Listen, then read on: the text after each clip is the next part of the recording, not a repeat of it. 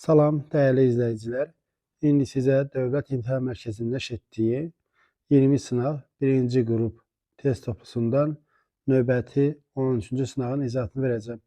Kanala abunə olmağı, videoları bəyənməyi və şərh yazmağı unutmayın. İlk sualımız belədir. A və B natural ədədlərinin rəqəmlərinin cəmi uyğun olaraq 119 və 640 olarsa, A üstü 5 vur B üstü 33 ədədinin 9-a bölünməsindən alınan qalığı tapın. Baxırıq burada nəyə? A-nın rəqəmləri cəmini verib 119. B-nin də rəqəmləri cəmini verib 640. İndi ədədin 9-a bölünməsi üçün onun rəqəmlərin cəmi 9-a bölünməsi lazım. A-nın rəqəmləri cəmi 119-dur. Təzədən bunları toplasaq 1 plus 1 plus 9 verir 11. Deməli 11-i 9-a böləndə qalıq 2 qalır. Deməli, A-nı 9-a böləndə qalıq 2. Bunu bildik. B-nin rəqəmləri cəmi isə 640 verib. Təzədən bu rəqəmləri toplasaq 6 plus 4 plus 0, 10. 10-u 9-a böləndə qalıq 1-ə bərabərdir. Deməli, A-nın 9-a bölünməsindən qalıq 2, B-nin 9-a bölünməsindən qalıq isə 1-dir. Bizdən soruşur, A üstü 5 vurulsun B üstü 33. Ədədinin 9-a bölünməsindən qalığı soruşur. Deməli, qalıqları getirib burada yerinə yazacaq.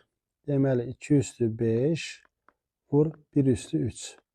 32 vurulsun 1, nəticə olacaq 32. Deməli, nəticə 32 alınır. İndi mən 32-nin 9-a bölünməsindən alan qalığı tapmalıyam. Rəqəmləri cəmini tapsam, 3 plus 2, 5. 5 9-a bölünmür, özü qalıq qalır. Bir də doğru cavab Y variantı. İkinci sual, tənlinin x1 və x2 kökləri üçün x1-in kubu üstəgəl x1, x2 hasılı 20 olarsa pen tapın. Tənliyimiz çevrilmiş kvadrat tənlindir. Çevrilmiş kvadrat tənliyin kökləri cəmi bərabərdir ikinci hədin əmsalının əksi, yəni p çıx 3 olacaq. Kökləri hasil isə, sərbəst həddə, yəni 12-yə bərabərdir. İndi baxırıq. Kökləri hasilin yerində burada 12 yaza bilərik. 12. Onda alınacaq x1-in kubu üstəgəl 12 bərabərdir 20. x1-in kubu bərabərdir 20 çıx 12-yə. x1-in kubu bərabərdir 8. x1 alınır 2. x1 2 aldıq. x1-in qiymətini burada yerinə yazsaq, x2 də alınacaq 12 bölü 2, 6. Bizdən p-ni soruşduğu üçün gətirib burada yerinə yazsaq, x1-in x2-nin qiyməti alınacaq. x1-imiz 2-dir, x2-miz də 6-dır. Bərabərdir p çıx 3.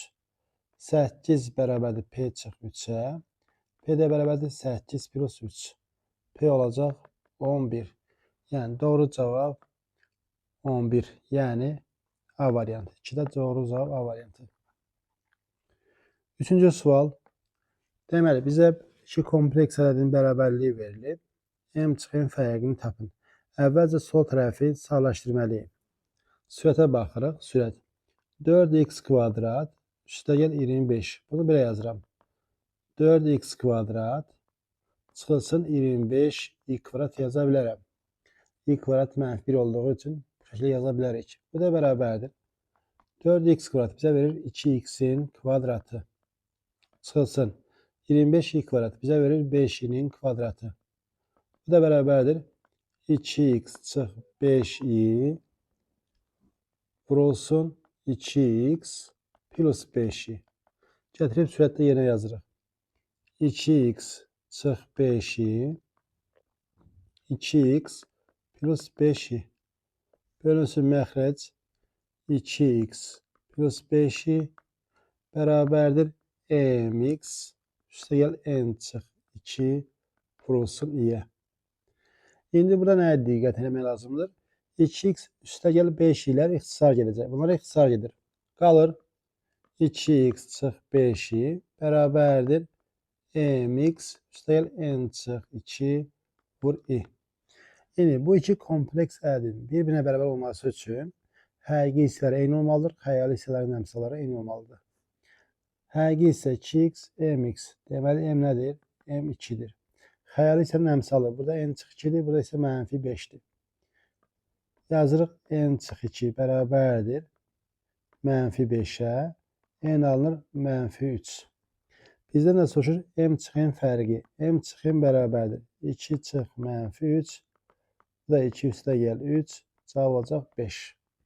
Doğru cavab 3'də B variantı. Dördüncü sual və sual belədir. Deyir ki, f(x) funksiyasının qrafikinin təpə nöqtəsi T, ordinat oxu ilə kəsişmə nöqtəsi A olarsa, o TA üçbucağının sahəsini tapın. O koordinat başlanğıcıdır. İndi əvvəlcə burada mən nə edəcəm? Düzbucaqlı koordinat sistemi çəkməliyəm. Deməli, x, y. Baxırıq, burada bizə nə lazımdır? Deməli, təpə nöqtə lazımdır. Parabolun təpə nöqtəsi. Ona görə verilən parabolunu bu şəkildə yazırıq. X kvadrat çıx 4x plus 4 çıx 16. Bu da bərabər olacaq. Bizə verir x çıx 2'nin kvadratı çıx 16. Deməli, təpə nöqtə 2 -16'da yerləşir. 2. Bura 2'dir. -16. Deməli, 2, -2, -4, -6, -8, -10, -12, -14, -16. Yəni, təpə nöqtə burada yerləşir. -16, 2, -16'da. Təpə nöqtəsi də T'dir. Bunu bildik. Sonra deyir ki, ordinat oxu ilə kəsişmə nöqtəsi. Ordinat oxu ilə kəsişmə nöqtəsini tapmaq üçün burada x-in yerinə 0 yazsaq, x-in yerinə 0 yazanda f0 alınır -12. Deməli, ordinat oxunu -12'də kəsir. Bu da olacaq -12. O da koordinat başlanğıcıdır. O da koordinat başlanğıcıdır. İndi bizdən soruşur. Burada. Bizdən soruşur. O, T, A üçbucağının sahəsi. O, T, A. A-da deməli, ordinat oxu kəsişmə yeridir. A-da burada. Deməli, bu şəkildə birləşdirəcəm buranı.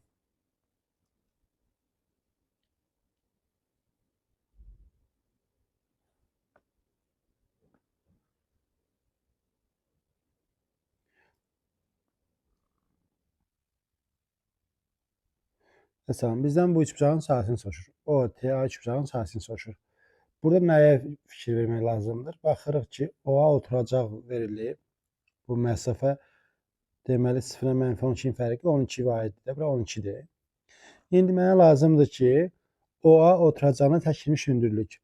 İndi körbucaqlı üçbucaq olduğu üçün O-aya çəkilmiş hündürlük T nöqtəsinin ordinat oxuna çəkilmiş hündürlükdür. Yəni, buradakı balaca məsafədir, yəni hündürlük. Yəni, bura x desəm, və yaxud da x deməyək, h deyək, hündürlük, yəni buradakı məsafədir. Yəni, O-aya çəkilmiş hündürlük buradakı məsafə. Bu məsafədə də bura bərabərdir. Yəni, 2'yə bərabərdir. Deməli, h2'dir. h2. Ona görə üçbucağın sahəsi s bərabərdir. Hündürlük bura oturacaq, böl 2. Oturacaq 12, hündürlük 2, böl 2. 2'lər gələcək, cavab qalacaq 12. Yəni, doğru cavab 4'də A variantı 12'də verilib.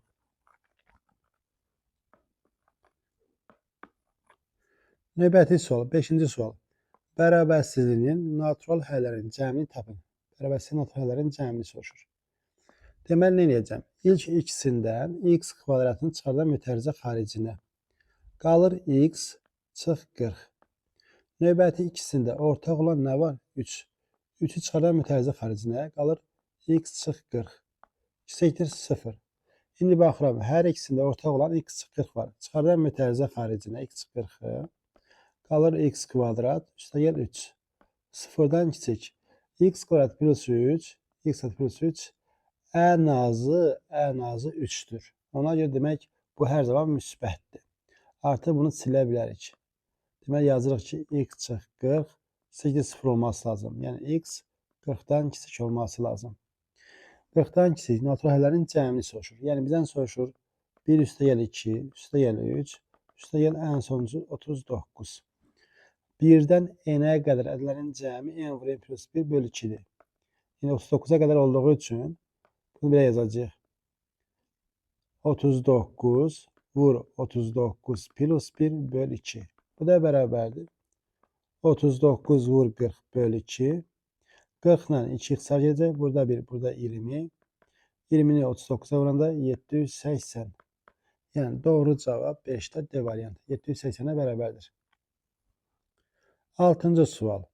İfadəsinin ala biləcəyi tam qiymətlərin cəmini tapın. Burada nə edəcəm? Sürətdə sinus kvadratı x-in yerinə mən yaza bilərəm 1 çıx kosinus kvadrat x yaza bilərəm. Alınacaq 15 üstə gəlib 1 çıx kosinus kvadrat x bərabərdir 16 çıx kosinus kvadrat x. Bu da bərabərdir 16'nı yazıram 4'ün kvadratı çıx kosinus kvadrat x. Buna da müxtəsəri tətbiq eləsək 4 çıx kosinus x 4 üstə gəl kosinus x. Gətirib sürətdə yerinə yazsaq deməli 4 çıx kosinus x 4 plus kosinus x bölünsün 4 çıx kosinus x. Burada nəyə fikir veririk? 4 çıx kosinus x heç vaxt 0 ola bilməz də. Çünki kosinusun maksimum qiyməti 1'dir. Yəni məxrəcin 0 olması üçün kosinus x-in yerinə 4 olması lazım. Deməli kosinus x maksimum 1 olduğu üçün 0 ola bilməz. Ona görə bunları rahatlıqla ixtisar edə bilərik. Qalır 4 plus kosinus x. Deməli verilmiş ifadənin tam qiyməti artıq bunun tam qiymətləri deməkdir.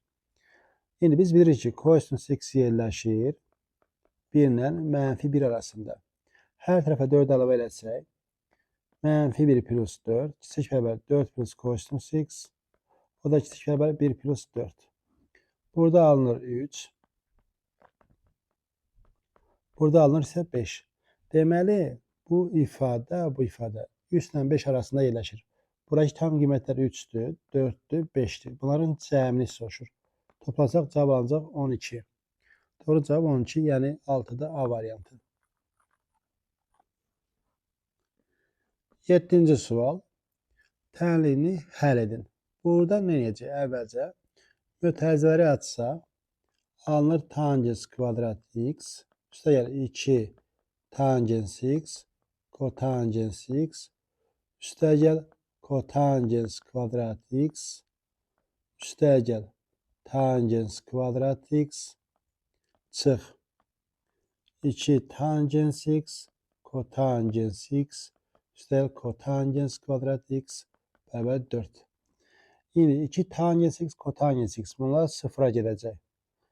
Qalır 2 tangens kvadratı x üstə gəl 2 kotangens kvadrat x bərabər 4. Hər tərəfi 2'yə bölsəm tangens kvadratı x üstə gəl kotangens kvadratı x bərabər olacaq 2. İndi tangens kvadratı x-ə bir dənə dəyişən edəcəm a. Olacaq a kvadrat A demişəm. A olacaq A. Üstə gəl. Tangens kvadrat x A'dırsa kotangens kvadrat x isə 1 bölü A olacaq. 1'in A'ya nisbəti. Bərabər 2. Tangens kvadrat x A demişəmsə deməli A nə olmalıdır? A 0'dan böyük olmalıdır. Bərabər də ola bilər bu heç. Amma məxrəcdə olduğu üçün 0'da ola bilməz. Ona görə mütləq 0'dan böyük olması lazım A. İndi A 0'dan böyük olduğu üçün bərabərin hər tərəfini A'ya vura bilərəm. Alınır A kvadrat. Üstə gəl 1 bərabər 2A. A kvadrat çıx 2A plus 1 bərabər 0. Bu da bizə verir A çıx 1'in kvadratı bərabər 0. A çıx 1'in kvadratı 0 isə deməli A çıx 1 özü 0'dır. A bərabərdir 1'ə. Yazırıq tangens x, tangens kvadratı x bərabərdir 1. A 1'dir. Burada 2 hal mümkündür. Tangens x bərabərdir 1'ə, bir də tangens x bərabərdir -1'ə. 2 hal mümkündür. Deməli, birinci, tangens x 1 isə x bərabər olacaq pi bölü 4 plus pi k.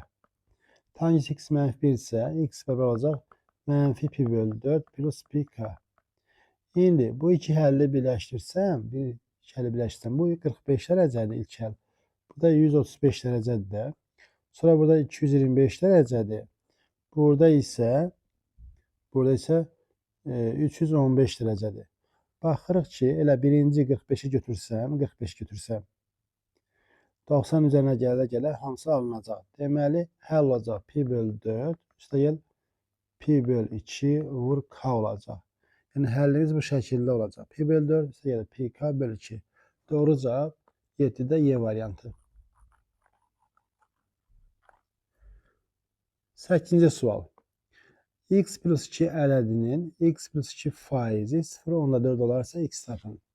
Deməli, x plus 5 ədədinin x plus 2 ədədi vur x plus 2 faizi böl 100 bərabərdir 0,4.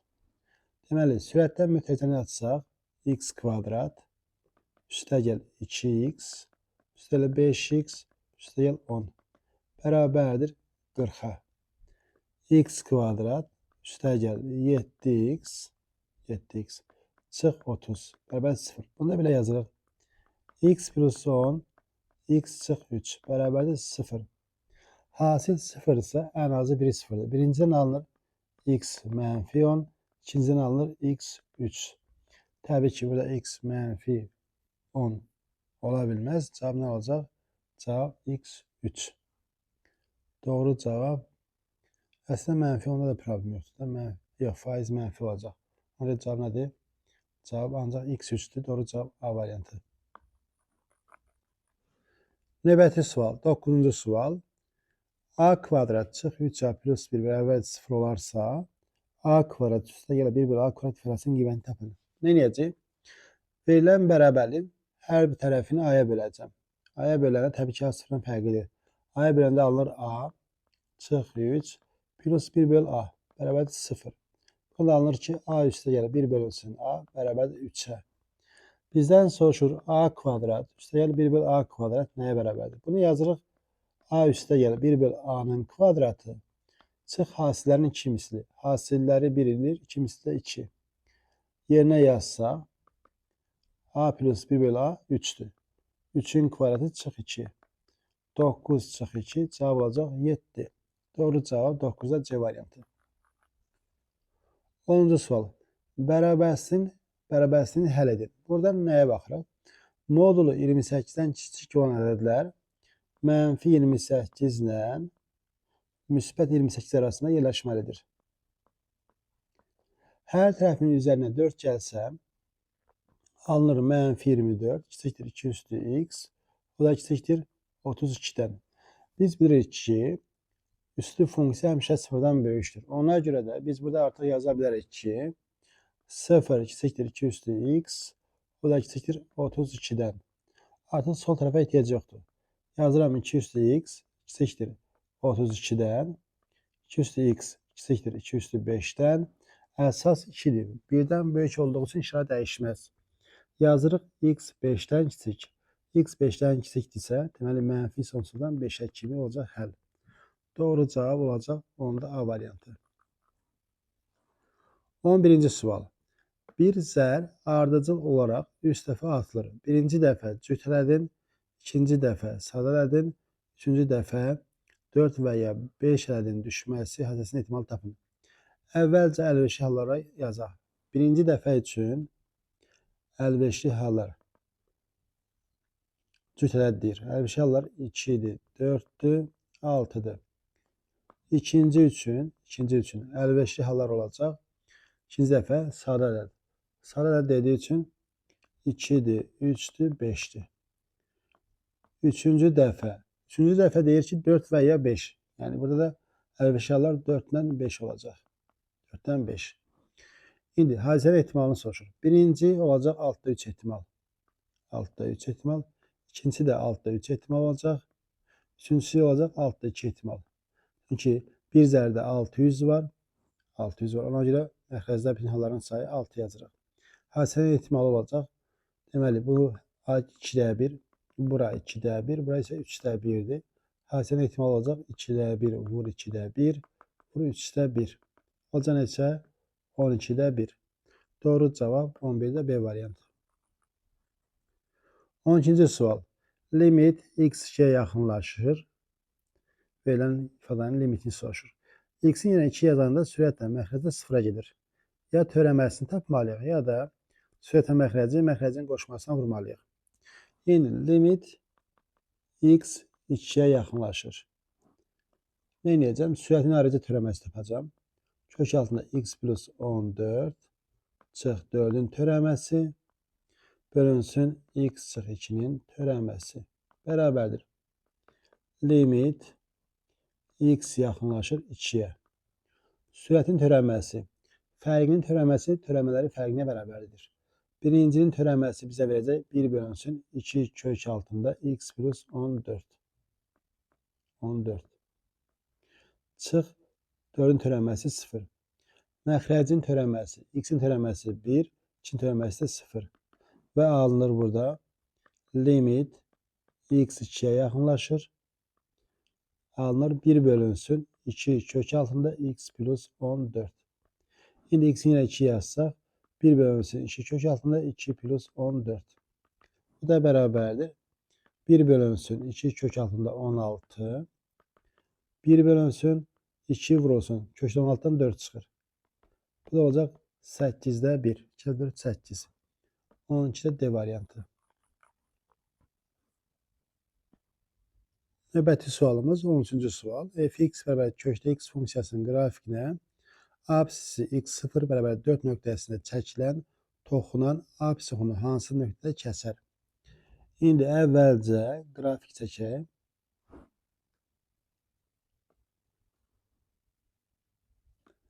Deməli, kökdə x olduğu üçün x-in yerinə 1 yazanda y-də 1, x-in yerinə 4 yazanda y2. Deməli, qrafik gəlib bu şəkildə gələcək. Bu şəkildə gedir. Nöqtə də buradadır. İndi bu nöqtədə toxunan çəkilib qrafikə. Yəni, bu nöqtədə toxunan çəkilib. Bunu bildik. Həmin toxunanın apsisi ilə kəsişmə nöqtəsini soruşur. Nəyə bərabərdir? Apsisi ilə kəsişmə nöqtəsi. Nöqtə 4 nöqtəsidir. 4. Bu da olacaq 2. Çünki gətirib funksiya yerinə yazsaq, kökdə x-dir funksiya. X-in yerə 4 yazsaq, y bərabər kökdə 4, o da olacaq 2. Deməli, nöqtəni bildik. İndi toxulanın təlininə deyirəm, y bərabərdir mx plus n.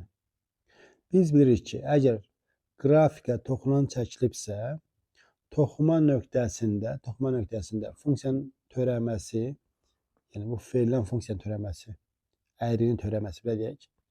Əyrin törəməsi bərabərdir toxunanın bucaq əmsalı, yəni m-ə bərabərdir. Bərabərdir m-ə. İndi baxaq. Kökdə x-in törəməsi bizə verir 1 bölü 2 kökdə x. Bərabərdir m-ə. Və bu da çəkilib 4 nöqtəsində çəkilib. 4 nöqtəsində. X-in yerə 4 yazsa 1 bölünsün 2 kökdə 4 bərabərdir m-ə. M də olur 4'də 1. Deməli, toxunanın bucaq əmsalı 4'də 1'dir. Gətirib yenə yazsaq, y olacaq 4'də 1 x plus n. İndi n tapmalıyıq. İndi baxırıq, toxunan da funksiyanın özü də 4-2 nöqtəsindən keçir. 4-2-ni gətirib toxunan təlininə yerinə yazsaq, artıq n-i tapmış olarıq. Deməli, 2 bərabərdir 4'də 1 vur 4 plus n. Buradan çıxır ki, 2 bərabərdir 1 plus n-ə, n də bərabərdir 1.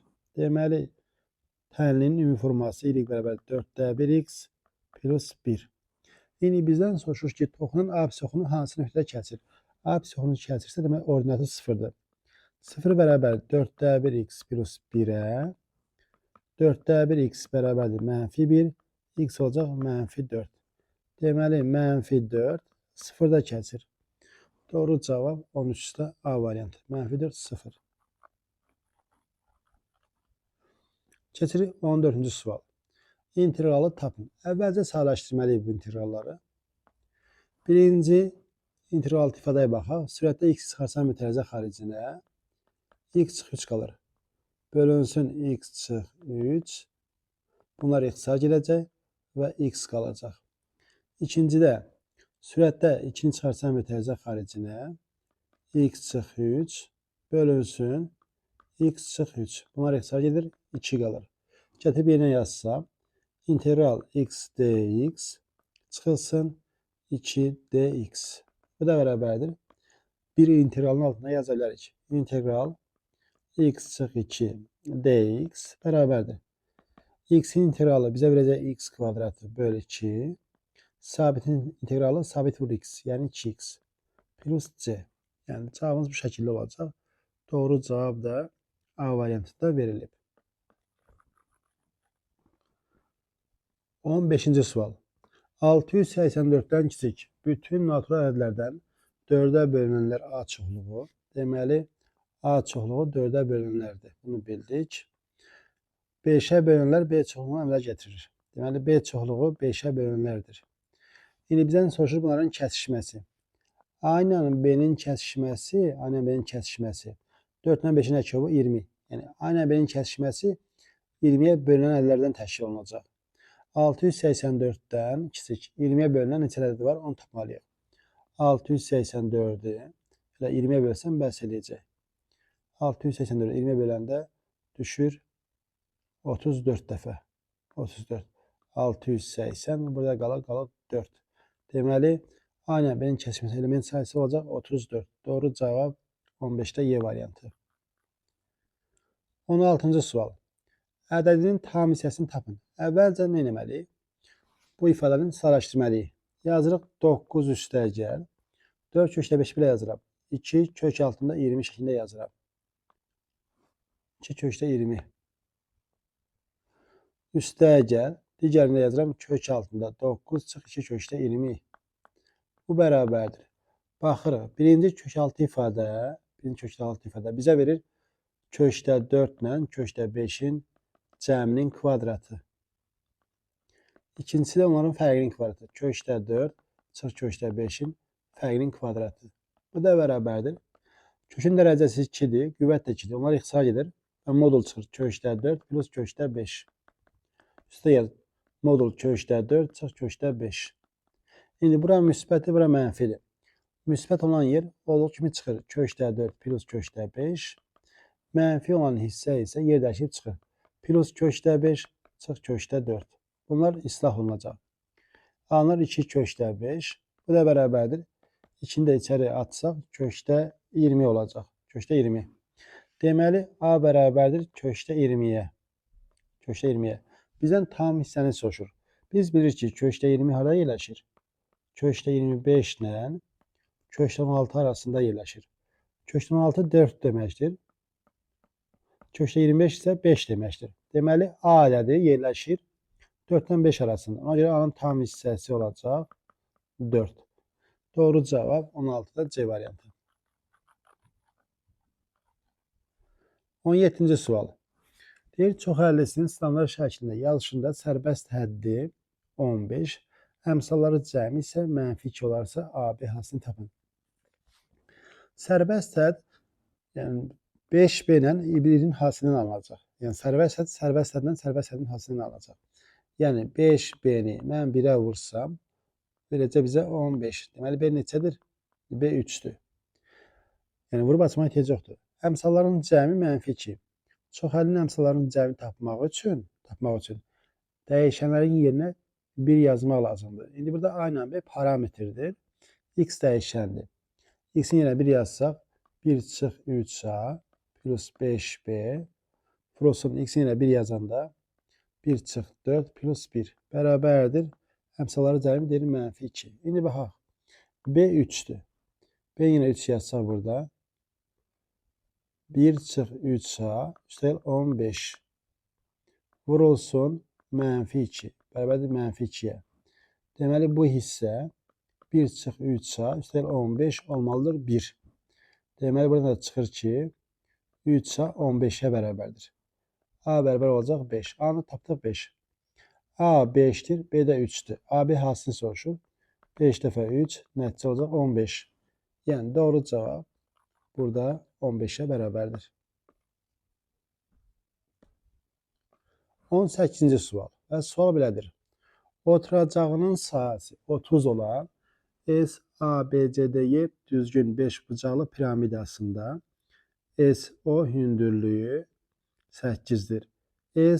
SABCO piramidasının həcmini tapın. Burada nəyə baxırıq? Bu 5 bucaqlının bütün təpələrini ağırlıq mərkəzindən birləşdirsək, 5 bucaqlının oturacağı 5 bərabər hissəyə bölünür. Oturacağın sahəsi 30-dursa, 30-u 5-ə bölsəm olacaq 6. Deməli, hər bir hissəsi 6 olacaq. Bura 6, bura 6. Deməli, SABCO piramidasının oturacağın sahəsi olacaq 12. Piramidanın həcmi V bərabərdir 3'də 1 S oturacaq, vur H. 3'də 1 vurulsun. Oturacağın sahəsi dedik 12'dir. H da verildi bizə. H da 8. Bu da bərabərdir. 12'dən 3 çıxsa gələcək. 1 burada 4. 4 vur 8. Nəticə olacaq 32. 18'ə doğru cavab B variantı. 19-cu sual. A3 mənfi 2 nöqtəsinin apsis xuna nəzərən simmetrik çevrilməsindən B nöqtəsi. Deməli, B nöqtəsi olacaq. Apsis xuna nəzərən dediyi üçün, deməli, burada x dəyişməz. Y işarəsini dəyişəcək. Olacaq 3 müsbət 2. A nöqtəsinin y bərabərdir x üst xəttə nəzərən simmetrik çevrilməsindən isə C nöqtəsi alınır. Deməli, y bərabərdir x nöqtəsi dediyi üçün, daha doğrusu y bərabərdir x üst xətt dediyi üçün, deməli, burada x işarəsini dəyişəcək. Üzr istəyirəm. Yerlərini dəyişəcək. Yəni 3 mənfi 2 isə mənfi 2 3 olacaq. Bu da C nöqtəsi. Yine bizdən soruşur BC parçasının uzunluğu. BC parçasının uzunluğu bərabərdir. Kök altında x-lərin fərqi kvadratı, üstəlik y-lərin fərqinin kvadratı. Bu da bərabərdir. X-lərin fərqi bizə verir 5, 5'in kvadratı. Y-lərin fərqi verir bizə mənfi 1, mənfi 1'in kvadratı. Bu da bərabərdir kök altında 25 plus 1, yəni kökdə 26. Yəni burada doğru cavab kökdə 26, yəni Y variantında verilib. Növbəti sual, 20-ci sual və sual belədir. İki tərəfi kökdə 5 və 2 olan üçbucaqlardan sahəsi ən böyük olanın xaricinə çəkilmiş çevrənin mərkəzindən üçbucağın təpələrinə qədər olan məsafələrin cəmini tapın. Burada nəyə fikir vermək lazımdır? Deməli, iki tərəf verilib. Biri A-nı verib kökdə 5, birini də verib 2. Bunlar arasındakı bucağa deyirəm alfa. İki tərəf arasındakı bucaq olsun alfa. Saha olacaq nə? Sağ olacaq AB sinus alfa böl 2. Bu da bərabərdir. Kökdə 5 vur 2 vur sinus alfa böl 2. İkilər gedir. Qalır kökdə 5 vur sinus alfa. İndi sahanın ən böyük olması üçün sinus maksimum olmalı. Sinusun maksimum qiyməti 1'dir. Deməli, alfa olmalıdır 90 dərəcə. Deməli, bu düzbucaqlı üçbucaq olmalıdır. Düzbucaqlı üçbucaq. Ona görə çevrə çəksə, çevrə bu şəkildə.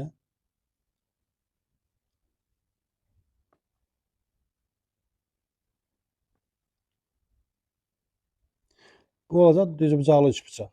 Deməli, A, C, B deyirik. A, C, B. Deməli, bura olacaq 2, bura olacaq kökdə 5.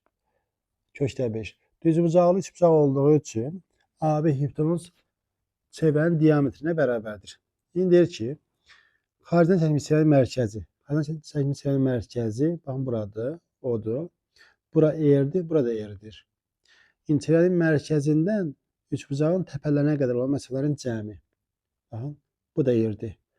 Yəni bizdən soruşur, 3 eri soruşur. 3 eri. 3 eri nəyə bərabərdir?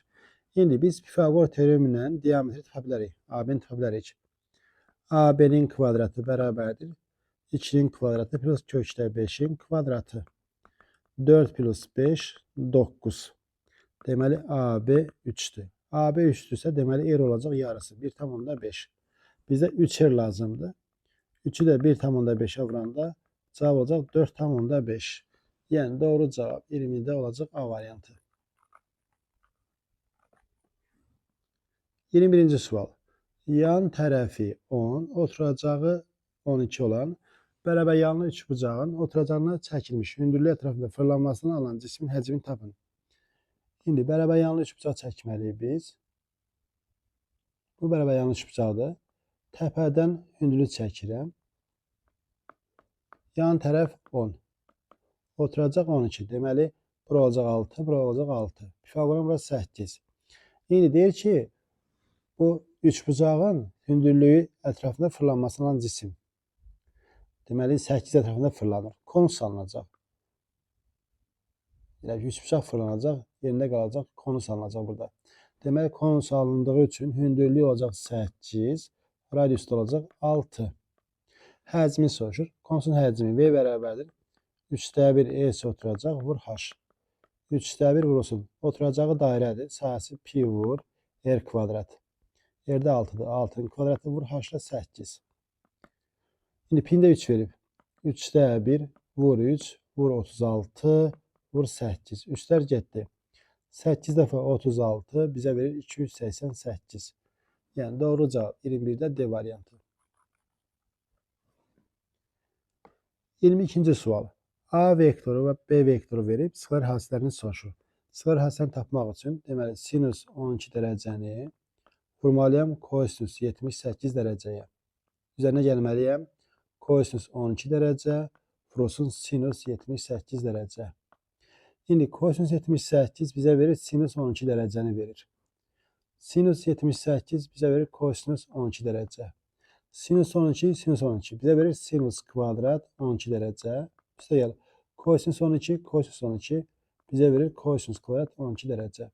Sinusla kosinusun kvadratları cəmi eyni arqument isə həmişə 1-ə bərabərdir. Doğru cavab burada C variantı.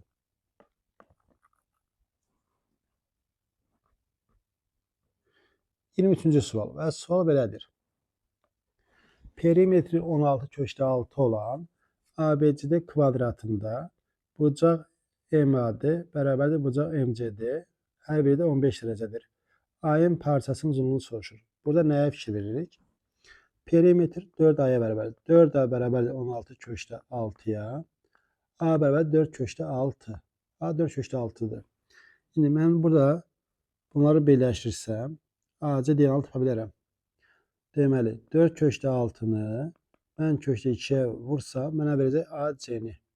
Buna çıxır ki, AC bərabərdir 8/3. Diagonal 8/3'dür. İndi buranı verib 15 dərəcə, buranı verib 15 dərəcə. Biz bilirik ki, diagonal bucağı yarıya bölür. Deməli, AC diagonalı A bucağını yarıya bölür. A bucağı 90'da yarısı 45. Bura 15 olduğu için bura olacaq 30. Bura 30. Eyni zamanda burada 30 olacaq. 30 bura olacaq 120. 120. İndi bura X, bura X. Bərabər yanlış üçbucaqdır. Bərabər yanlış üçbucaqda təpə bucağı 120 idisə, oturacaq yan tərəfin köşdə 3 mislidir. Yəni X-in köşdə 3 misli bərabərdir 8/3'ə. X olur 8. Demək doğru cavab burada 8'ə bərabərdir.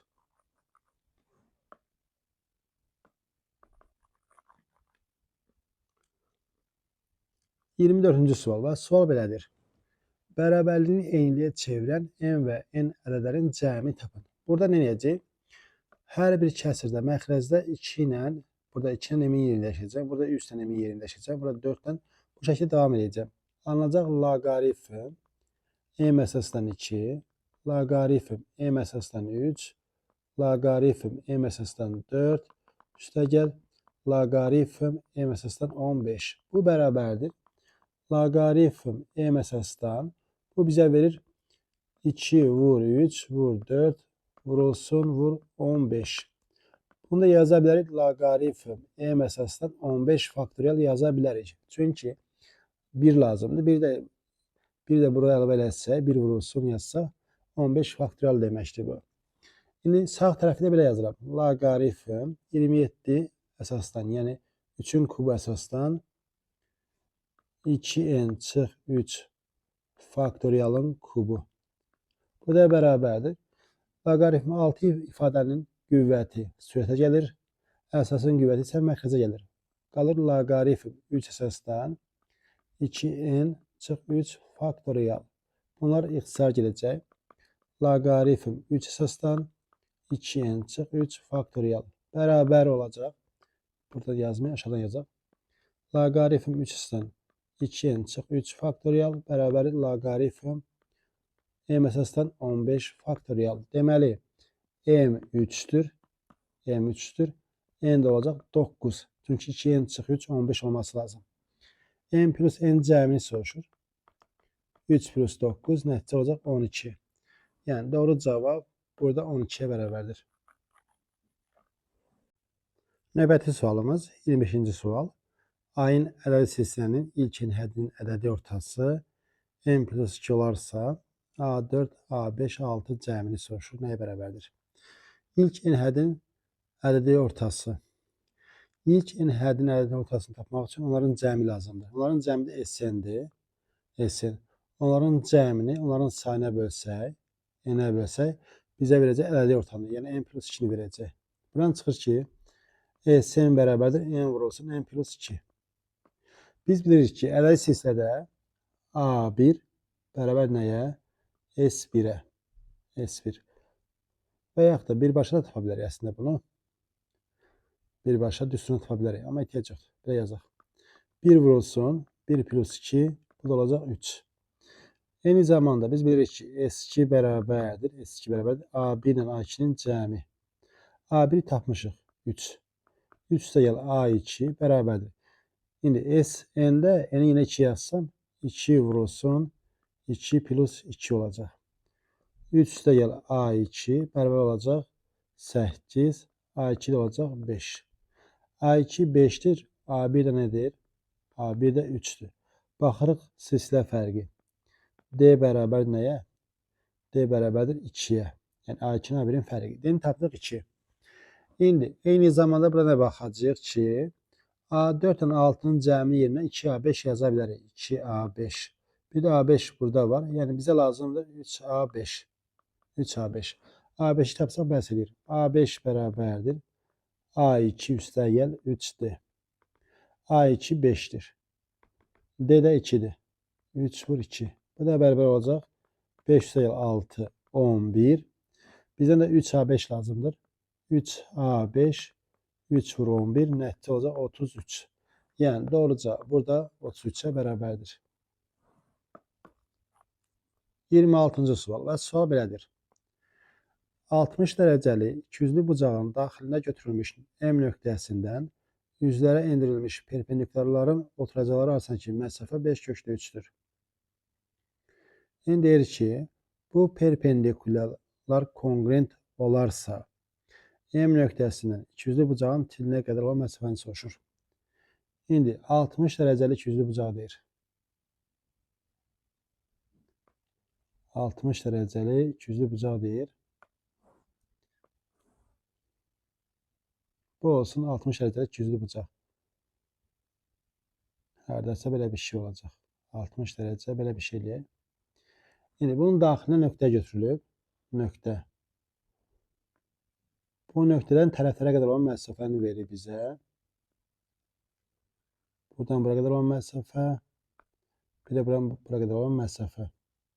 90-90. Bura M nöqtəsidir. Bura 60 dərəcədir.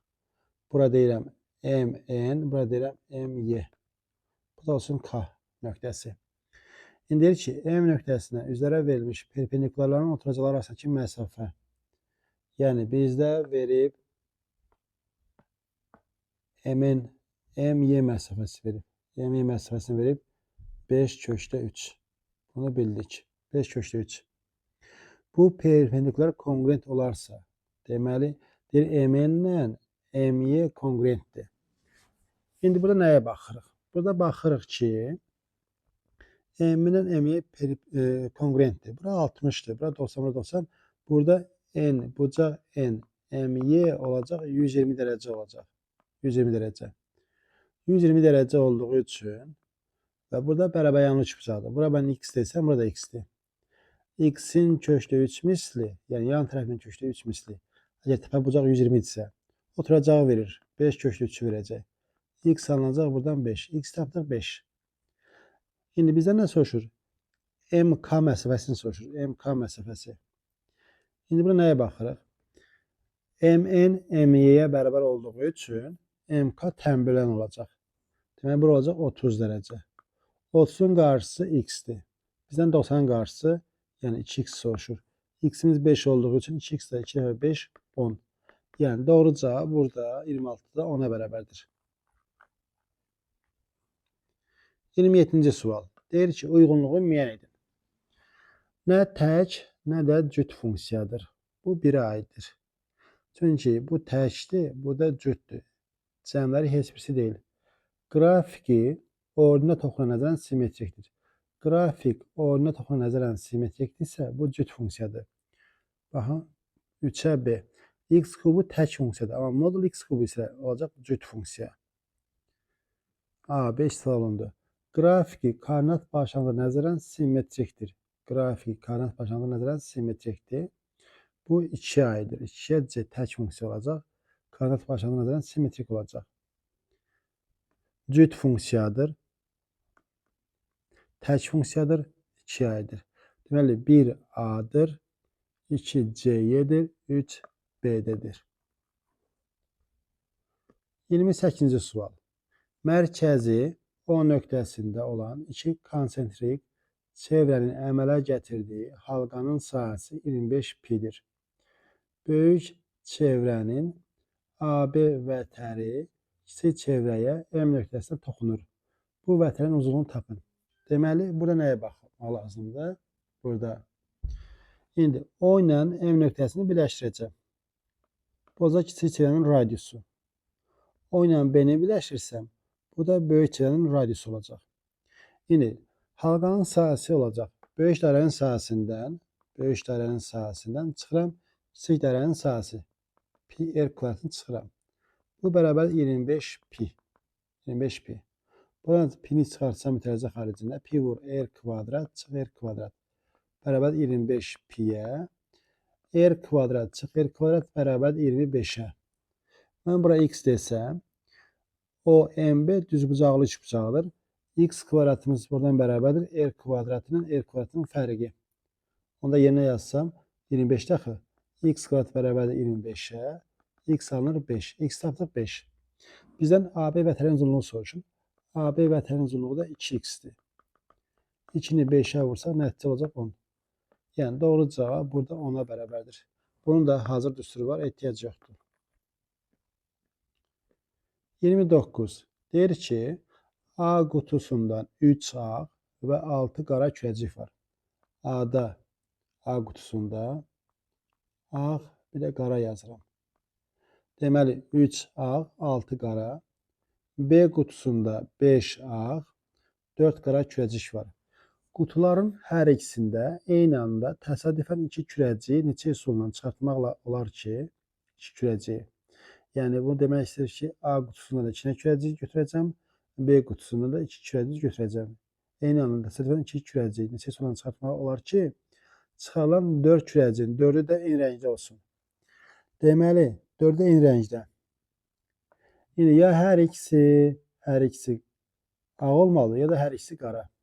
Deməli, hər ikisi ağdırsa, deməli, A'dan çıxartılan hər ikisi ağdırsa, deməli, A'da 3 dənə ağ var. Kombinezon 3'dən 2'sini seçməliyəm. Deməli, B-dən də ağ çıxartmalıyam. O da kombinezon 5'dən 2. Bu ağları çıxartmaq üçün lazım olan halların sayı bunlardır. Və hər ikisi qaradırsa, deməli, kombinezon 6'dan 2 A'dan çıxardıram. Vur kombinezon 4'dən 2 B-dən çıxardıram. Bu da yəni qaraların sayıdır. Yəni neçə üsulla çıxara bilərəm. İndi kombinezon 3'dən 2 3. Kombinezon 5'dən 2 5 vur 4, 2 vur 1. Kombinezon 6'dan 2, 6 vur 5, 2 vur 1. Kombinezon 4'ten 2, 4 vur 3, 2 vur 1. Bu da vurmadı. Beraberdir. 3 vurulsun. Burada 5 daha 4, 20, yarısı 10. Burada 15, burada da 6. Bu da beraberdir. 30 üstə gəl 90. Olacaq 120. Yəni doğru cavab 120 üsulla çıxartmaq olar. Keçək növbəti və sonuncu sualımıza. Bu da isbat sualı. M və N mərkəzli çevrələrin bir-birinə xaricdən toxunurlar. Yəni iki dənə çevrə bir-birinə xaricdə toxunur. D düz xətti bu çevrələrə A və B nöqtələrində toxunur. AB parçasının uzunluğunun çevrələrin radiuslarının həndəsi ortasının 2 misli olduğunu isbat edin. Deməli, mən bura R deyirəm, burada deyirəm böyük R. Yəni bizə deyir ki, isbat edin ki, AB bərabər 2 kök altında R vur R. Yəni bizdən bunu soruşur. Burada nə edəcəm? M nöqtəsini birləşdirəcəm. M nöqtəsini birləşdirdim. Sonra N nöqtəsindən AB-yə paralel bir xətt çəkəcəm. Bir xətt. Bu şəkildə AB-yə paralel. Biz bilirik ki, Radius toxunma nöqtəsinə toxunana perpendikulyardır. Deməli, MA D düz xəttinə perpendikulyardır. Bura 90. Digər tərəfdən də NB də D düz xəttinə perpendikulyardır. Bura 90. Paralel çəkdiyim üçün burada 90-dır, burada 90. Bura yerdirsə, burada yerdir. Bu hissə olacaq, baxın, bu hissə olacaq R çıx R. İndi bura R, burada yerdir. AB-ni soruşur bizdən. AB-yə də X deyirəm. AB X-isə burada X-dir. İndi baxın, burada Pifaqor teoremi yazsam, X kvadrat üstə gəl R çıx R-in kvadratı bərabər hipotenuzun kvadratı. Hipotenuz da MN-dir. O da R plus R-dir. R plus R-in kvadratı.